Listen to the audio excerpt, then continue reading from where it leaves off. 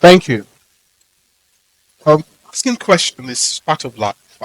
It is key surviving and thriving in a world where social and course content in our university appear to have provided answers to the bugging questions in our mind. I asked a lot of stupid questions when I was young. My father died when I was 3 and a half, leaving my mother to cater for five of us, including me.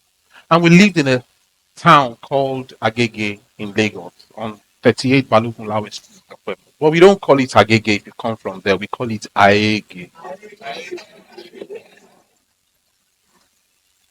Agege is that town if you're coming in from anywhere in the world where your plane glides through the rooftops of people before you touch down on Muritala International Airport. And I remember watching when we were watching our black and white TV in Agege, when the plane glides over our rooftop, there was a slight interruption in the UHF signal of our TV. And at the end of that interruption, you would notice a very clear picture, like a 3D clearance. And you want to either pause your TV or stop the plane from moving forward, just to be able to enjoy that little moment.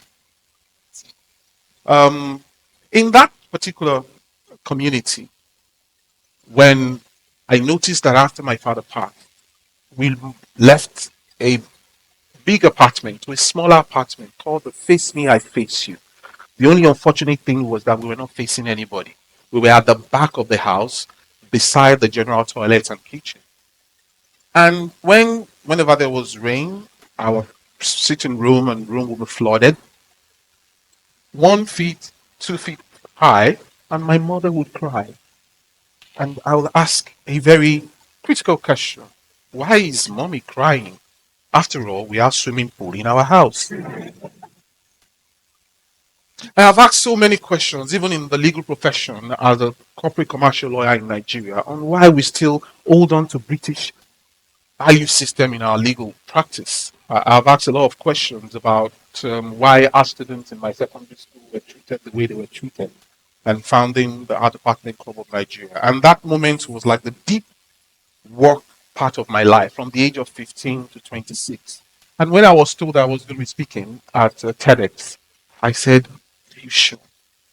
TEDx is for smart people. And he said, yes. I said, yeah.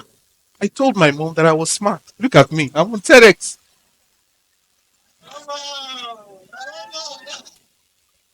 at the age of 40.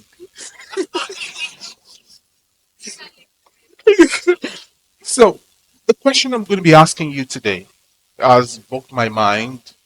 Real bald at the age of 19. People were wondering what was I was reading inside the room. And I think about a lot of things. And that question today is, why is Africa poor? Why does a continent that is home to about 30% of the world's natural resources at the lower rung of the society? Why? And you will see that in the United States when police are profiling people on the street of the United States. You will see that from the fake smile and plastic smile you get on public places, on trains in the UK. They go when they see black people. And it is to several moments when you want to look for a house and you go and you find out that there is a tenant, the apartment has already been taken because they don't want to give the house to black people. It is the same thing where you have the paranoia for immigration of black people into Europe. It's the same thing.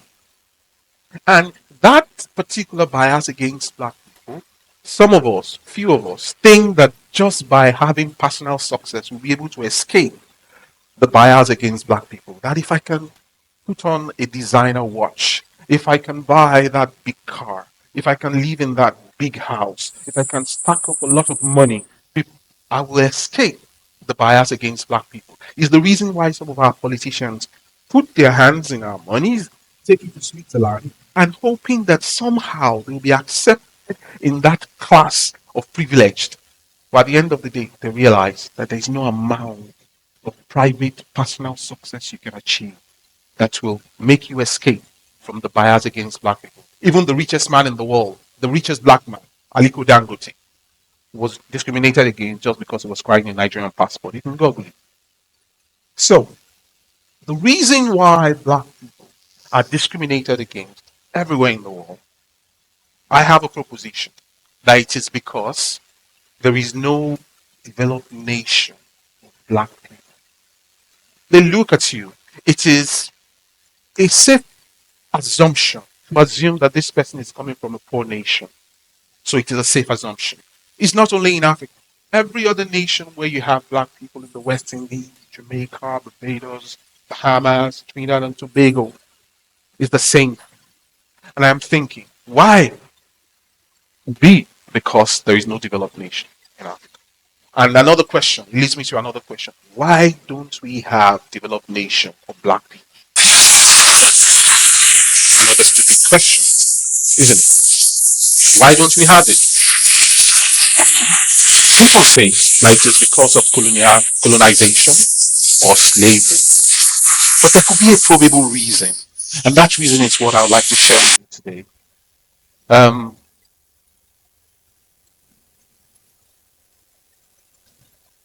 and this reason is found in the study, psychological theory of temperament.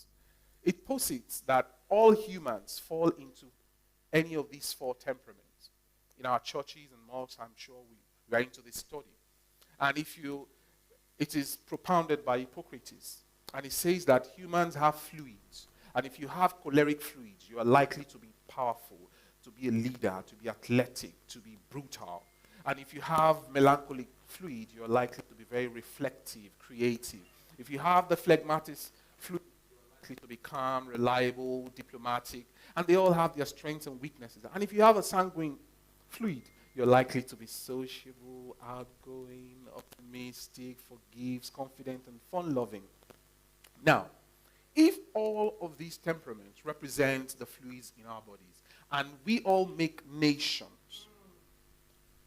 can we then say that when you have a majority of citizens of a nation that have predominantly a particular temperament, is it safe to say that that nation has that temperament? For example, if you have 90% of Germans who are cholerics, is it safe to say that Germany is a choleric nation?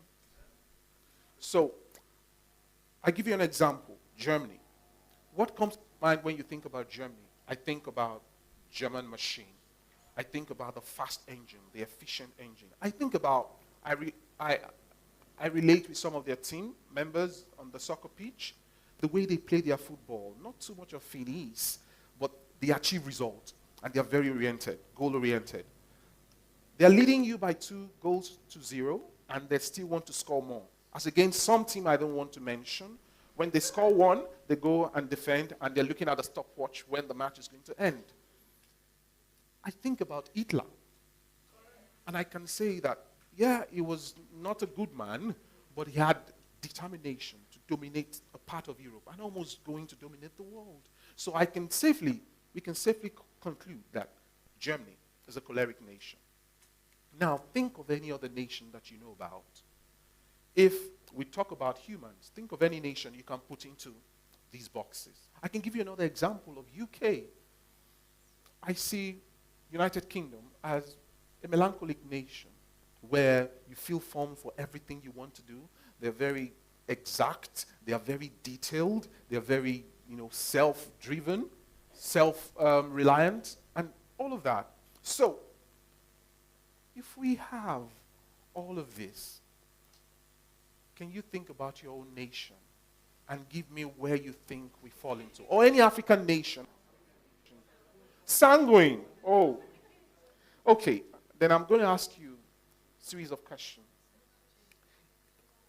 Could it be sanguine nature is the reason why sometimes the budget of our country that is meant for a particular year comes at the middle of the year? Could it be the reason why bus system, a road system, and everything is just like turned on their heads? Could it be the reason? Could it be the reason why the fun-loving nature of sanguine? Could it be the reason why we wiggle our waist? Then people are dancing to our hip-hop, from the leg walk in Nigeria to the Amapiano in South Africa to the Makossa in DR Congo and the reggae in Jamaica. Could it be the reason? Could it be the reason why there is nothing about building rather than entertainment? I don't know. I like to ask stupid questions. If the answer to my questions are in the affirmative, I have the following suggestion for us. Okay, I have the following suggestion for us.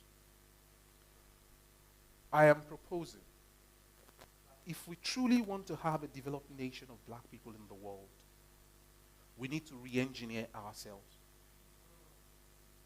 There are some of us who are scientists. I asked a gentleman outside, I said, what did you study? Mechanical engineering. But because he's in a nation where majority of us are sanguines, data analytics, we silence those who have the mind for numbers, for them to be able to build our nation. And all we just do is just dancing away. So we need to re-engineer ourselves, move away from our tendencies to be sanguines and move towards being choleric, being organized, being self-reliant. I think that is the key to being a developed nation of black people. The second thing, we need to also reconsider our consumption of entertainment on social media. What do we Google about? What do we think about all the time? The next question, or the next thing I would like to suggest to you, is we also need to think about how much of value we're extracting from entertaining the world. We have some of our artists and footballers. How much of value are we extracting? People are dancing to our music. They love our football. How much of value? The reason I'm saying this is because the structure that supports the distribution of entertainment was not built by entertainers. They were built by melancholic, quiet, choleric people who have predetermined how the value chain is going to benefit them. So for them, the sanguine can come on stage, do the performance in an arena, do it in different stadia, and they give him something. He drives a posh car, and all of us celebrate. But the real value of that performance is in the hands of those who design the structures. We can play football.